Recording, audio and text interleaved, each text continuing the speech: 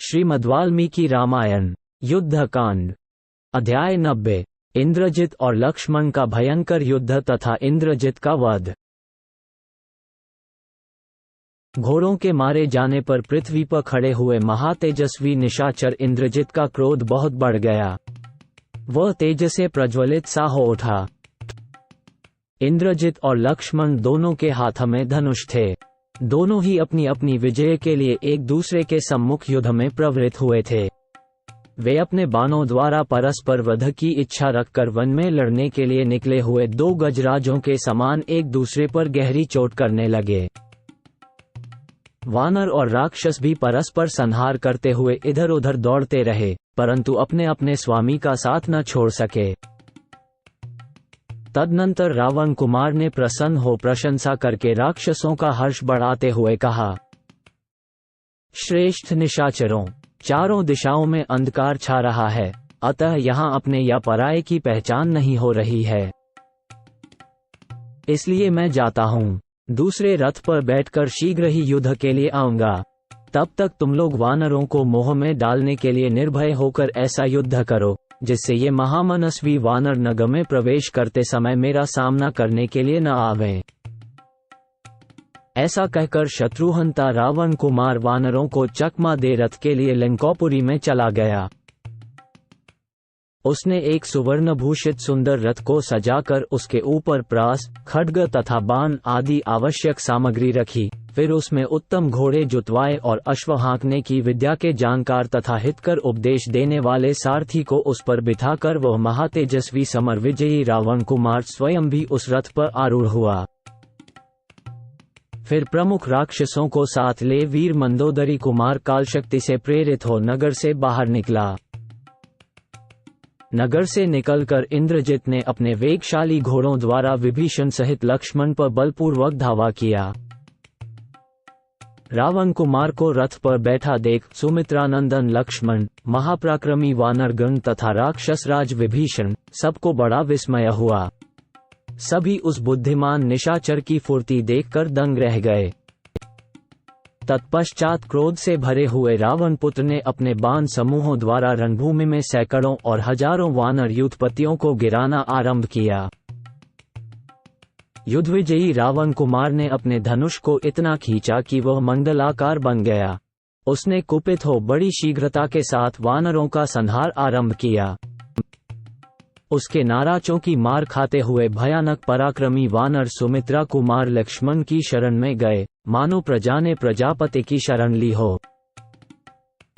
तब शत्रु के युद्ध से रघुकुल नंदन लक्ष्मण का क्रोध भड़क उठा। वे रोष से जल उठे और उन्होंने अपने हाथ की फुर्ती दिखाते हुए उस राक्षस के धनुष को काट दिया। ये देख उस निशाचर ने तुरंत ही दूसरा धनुष लेकर उस पर प्रत्यंचा चढ़ाई, परंतु लक्ष्मण ने 3 बाण मारकर उसके उस धनुष को भी काट दिया। धनुष कट जाने पर विषधर सर्प के समान 5 भयंकर बाणों द्वारा सुमित्रा कुमार ने रावण पुत्र की छाती में गहरी चोट पहुंचाई।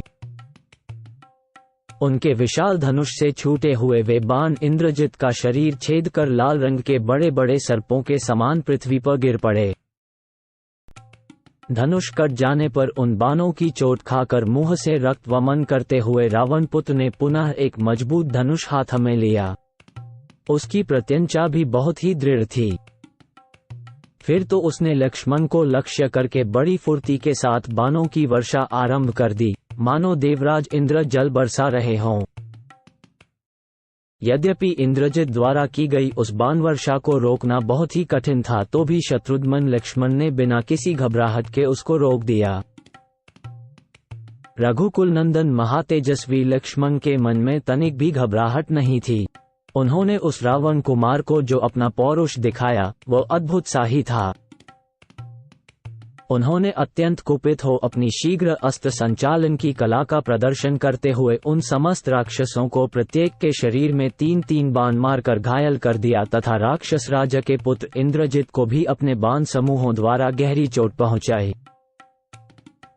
शत्रुहंता प्रबल शत्रु के बाणों से अत्यंत घायल होकर इंद्रजित ने लक्ष्मण पर लगातार बहुत बाण बरसाए।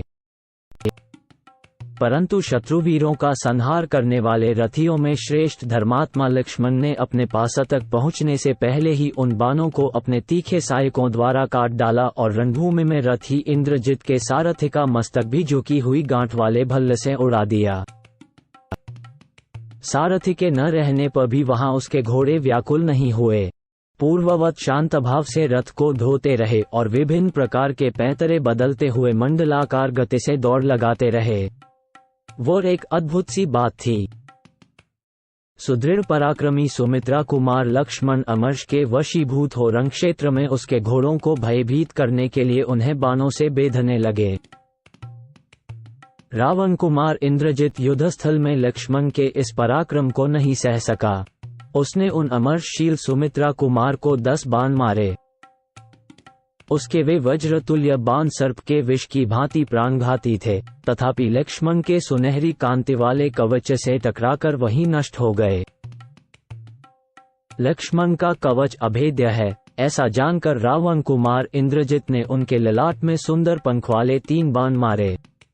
उसने अपनी अस्त्र चलाने की फुर्ती दिखाते हुए अत्यंत क्रोधपूर्वक उन्हें घायल कर दिया। ललाट में धंसे हुए उन बाणों से युद्ध की श्लाघा रखने वाले रघुकुल नंदन लक्ष्मण संग्राम के मुहाने पर 3 शिखरों वाले पर्वत के समान शोभा पा रहे थे। उस राक्षस के द्वारा युद्ध में बाणों से इस प्रकार पीड़ित किए जाने पर भी लक्ष्मण ने उस समय तुरंत 5 बाणों का संधान किया और धनुष को खींचकर चलाए हुए उन बाणों के द्वारा सुंदर कुंडलों से सुशोभित इंद्रजित के मुखमंडल को क्षत विक्षत कर दिया। लक्ष्मण तथा इंद्रजित दोनों वीर महाबलवान थे। उनके धनुष भी बहुत बड़े थे। भयंकर पराक्रम करने वाले वे दोनों योद्धा एक दूसरे को बाणों से घायल करने लगे। इससे लक्ष्मण और इंद्रजित दोनों के शरीर लहूलुहान हो गए। रणभूमि में वे दोनों वीर फूले हुए पलाश के वृक्षों की भांति शोभा पा रहे थे। उन दोनों धनुर्धर वीरों के मन में विजय पाने के लिए दृढ़ संकल्प था, अतः वे आपस में भिड़कर एक दूसरे के सभी अंगों को भयंकर बाणों का निशाना बनाने लगे। इसी बीच में सम्रोचित क्रोध से युक्त हुए रावण कुमार ने विभीषण के सुंदर मुख पर 3 बाणों का प्रहार किया, जिनके अग्रभाग में लोहे के फल लगे हुए थे। ऐसे 3 बाणों से राक्षस राज विभीषण को घायल करके इंद्रजित ने उन सभी वानर युद्धपतियों पर एक एक बाण का प्रहार किया। इससे महातेजस्वी विभीषण को उस पर बड़ा क्रोध आया और उन्होंने अपनी गदा से उस दुरात्मा रावण कुमार के 4 घोड़ों को मार डाला, जिसका सारथी पहले ही मारा जा चुका था और अब घोड़े भी मार डाले गए। उस रथ से नीचे कूदकर महातेजस्वी इंद्रजित ने अपने चाचा पर शक्ति का प्रहार किया। उस शक्ति को आती देख सुमित्रा का आनंद बढ़ाने वाले लक्ष्मण ने तीखे बाणों से काट डाला और 10 टुकड़े करके उसे पृथ्वी पर गिरा दिया। तत्पश्चात सुदृढ़ धनुष धारण करने वाले विभीषण ने जिसके घोड़े मारे गए थे, उस इंद्रजित पर कुपित हो उसकी छाती में 5 बाण मारे, जिनका स्पर्श वज्र के समान सह था। सुनहरे पंखों से सुशोभित और लक्ष्य तक पहुंचने वाले वे बाण इंद्रजित के शरीर को विदीर्ण करके उसके रक्त में सन गए और लाल रंग के बड़े बड़े सर्पों के समान दिखाई देने लगे। तब महाबली इंद्रजित के मन में अपने चाचा के प्रति बड़ा क्रोध हुआ। उसने राक्षसों के बीच में यमराज का दिया हुआ उत्तम बाण हाथ में लिया। उस महान बाण को इंद्रजित के द्वारा धनुष पर रखा गया देख भयानक पराक्रम करने वाले महातेजस्वी लक्ष्मण ने भी दूसरा बाण उठाया। उस बाण की शिक्षा महात्मा कुबेर ने स्वप्न में प्रकट होकर स्वयं उन्हें दी थी। वो बाण इंद्र आदि देवताओं तथा असुरों के लिए भी असह्य एवं दुर्जय था। उन दोनों की परिघ के समान मोटी और बलिष्ठ भुजाओं द्वारा जोर जोर से खींचे जाते हुए उन दोनों के श्रेष्ठ धनुष 2 क्रौंच पक्षियों के समान शब्द करने लगे। उन वीरों ने अपने अपने श्रेष्ठ धनुष पर जो उत्तम सहायक रखे थे, वे खींचे जाते ही अत्यंत तेज से प्रज्वलित हो उठे। दोनों के बाण एक साथ ही धनुष से छूटे और अपनी प्रभा से आकाश को प्रकाशित करने लगे। दोनों के मुखभाग बड़े वेग से आपस में टकरा गए। उन दोनों भयानक बाणों की ज्यों ही टक्कर हुई, उससे दारुण अग्नि प्रकट हो गई, जिससे धुआं उठने लगा और चिंगारियां दिखाई दी। वे दोनों बाण दो महान ग्रहों की भांति आपस में टकराकर सैकड़ों टुकड़े हो संग्राम भूमि में गिर पड़े। युद्ध के मुहाने पर उन दोनों बाणों को आपस के आघात प्रतिघात से व्यर्थ हुआ देख लक्ष्मण और इंद्रजित दोनों को ही उस समय लज्जा हुई। फिर दोनों एक दूसरे के प्रति अत्यंत रोष से भर गए। सुमित्रानंदन लक्ष्मण ने कुपित होकर वारुणास्त्र उठाया। साथ ही उस रणभूमि में खड़े हुए इंद्रजित ने रौद्रास्त्र उठाया और उसे वारुणास्त्र के प्रतिकार के लिए छोड़ दिया। उस रौद्रास्त्र से आहत होकर लक्ष्मण का अत्यंत अद्भुत वारुणास्त्र शांत हो गया। तदनंतर समरविजयी महातेजस्वी इंद्रजित ने कुपित होकर दीप्तिमान आग्नेयास्त्र का संधान किया, मानो वह उसके द्वारा समस्त लोकों का प्रलय कर देना चाहता हो। परंतु वीर लक्ष्मण ने सूर्यास्त्र के प्रयोग से उसे शांत कर दिया। अपने अस्त्र को प्रतिहत हुआ देख रावण कुमार इंद्रजित अचेत सा हो गया। उसने आसुर नामक शत्रुनाशक तीखे बाण का प्रयोग किया। फिर तो उसके उस धनुष से चमकते हुए कूट, मुदगर, शूल, भुशुंडी, गदा, खड्ग और फरसे निकलने लगे।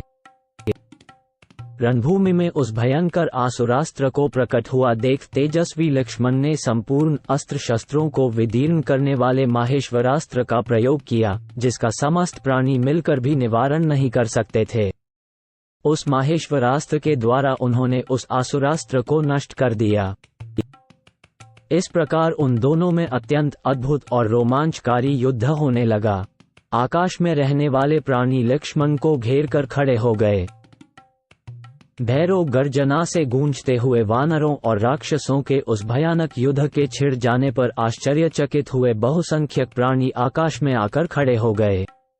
उनसे घिरे हुए उस आकाश की अद्भुत शोभा हो रही थी। ऋषि, पितर, देवता, गंधर्व, गरुड़ और नाग भी इंद्र को आगे करके रणभूमि में सुमित्रा कुमार की रक्षा करने लगे। तत्पश्चात लक्ष्मण ने दूसरा उत्तम बाण अपने धनुष पर रखा, जिसका स्पर्श आग के समान जलाने वाला था। उसमें रावण कुमार को विदीर्ण कर देने की शक्ति थी। उसमें सुंदर पर लगे थे। उस बाण का सारा अंग सुडौल एवं गोल था। उसकी गांठ भी सुंदर थी। वह बहुत ही मजबूत और सुवर्ण से भूषित था। उसमें शरीर को चीर डालने की क्षमता थी। उसे रोकना अत्यंत कठिन था। उसके आघात को सह लेना भी बहुत मुश्किल था। वह राक्षसों को भयभीत करने वाला तथा विषधर सर्प के विष की भांति शत्रु के प्राण लेने वाला था। देवताओं द्वारा उस बाण की सदा ही पूजा की गई थी। पूर्वकाल के देवासुर संग्राम में हरे रंग के घोड़ों से युक्त रथ वाले पराक्रमी, शक्तिमान एवं महातेजस्वी इंद्र ने उसी बाण से दानवों पर विजय पाई थी। उसका नाम था इंद्रास्त्र। वह युद्ध के अवसरों पर कभी पराजित या असफल नहीं हुआ था।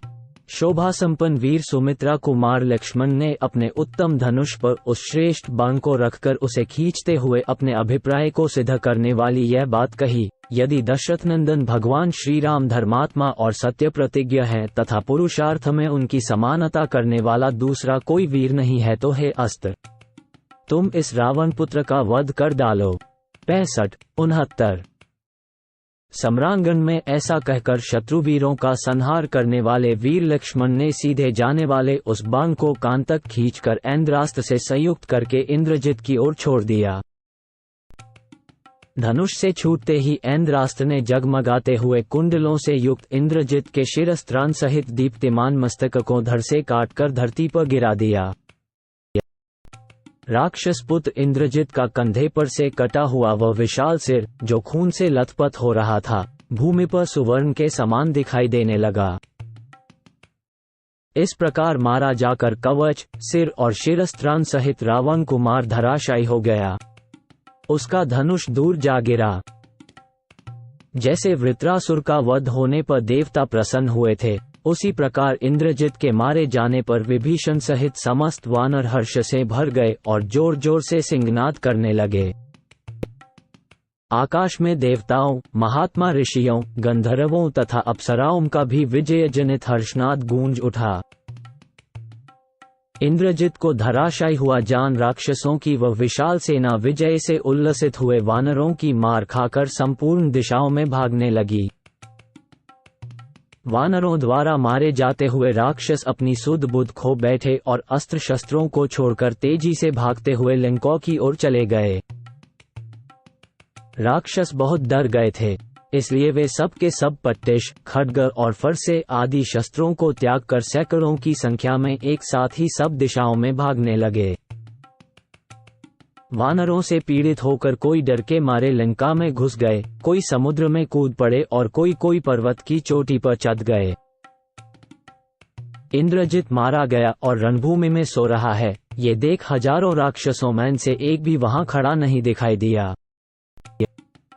जैसे सूर्य के अस्त हो जाने पर उसकी किरणें यहाँ नहीं ठहरती हैं, उसी प्रकार इंद्रजित के धराशायी होने पर वे राक्षस वहां रुक न सके, संपूर्ण दिशाओं में भाग गए। महाबाहु इंद्रजित निष्प्राण हो जाने पर शांत किरणों वाले सूर्य अथवा बुझी हुई आग के समान निस्तेज हो गया। उस समय राक्षस राजकुमार इंद्रजित के सम्रभूमि में गिर जाने पर सारे संसार की अधिकांश पीड़ा नष्ट हो गई। सबका शत्रु मारा गया और सभी हर्ष से भर गए। उस पापकर्मा राक्षस के मारे जाने पर संपूर्ण महर्षियों के साथ भगवान इंद्र को बड़ी प्रसन्नता हुई। आकाश में नाचती हुई अप्सराओं और गाते हुए महामना गंधर्वों के नृत्य और गान की ध्वनि के साथ देवताओं की दुंदुभी का शब्द भी सुनाई देने लगा। देवता आदि वहां फूलों की वर्षा करने लगे। वो दृश्य अद्भुत सा प्रतीत हुआ। उस क्रूर कर्मा राक्षस के मारे जाने पर वहां की उड़ती हुई धूल शांत हो गई। संपूर्ण लोकों को भय देने वाले इंद्रजित के धराशायी होने पर जल स्वच्छ हो गया, आकाश भी निर्मल दिखाई देने लगा और देवता तथा दानव हर्ष से खिल उठे। देवता, गंधर्व और दानव वहां आए और सब एक साथ संतुष्ट होकर बोले, अब ब्राह्मण लोग निश्चिंत एवं क्लेश शून्य होकर सर्वत्र विचरें। सम्रांगण में अप्रतिम बलशाली निशाच शिरोमणि इंद्रजित को मारा गया देख हर्ष से भरे हुए वानर युद्धपति लक्ष्मण का अभिनंदन करने लगे। विभीषण, हनुमान और रीछ युद्धपति जाम्बवान, ये इस विजय के लिए लक्ष्मण जी का अभिनंदन करते हुए उनकी भूरी भूरी प्रशंसा करने लगे। हर्ष एवं रक्षा का अवसर पाकर वानर किलकिलाते, कूदते और गरजते हुए वहां रघुकुल नंदन लक्ष्मण को घेर कर खड़े हो गए। उस समय अपनी पूंछों को हिलाते और फटकारते हुए वानर वीर लक्ष्मण की जय हो, यह नारा लगाने लगे। वानरों का चित्त हर्ष से भरा हुआ था। वे विविध गुणों वाले वानर एक दूसरे को हृदय से लगाकर श्री रामचंद्र जी से संबंध रखने वाली कथाएं कहने लगे। युद्धस्थल में लक्ष्मण के प्रिय सुहृद वानर उनका वह दुष्कर एवं महान पराक्रम देख बड़े प्रसन्न हुए। देवता भी उस इंद्रद्रोही राक्षस का वध हुआ देख मन में बड़े भारी हर्ष का अनुभव करने लगे।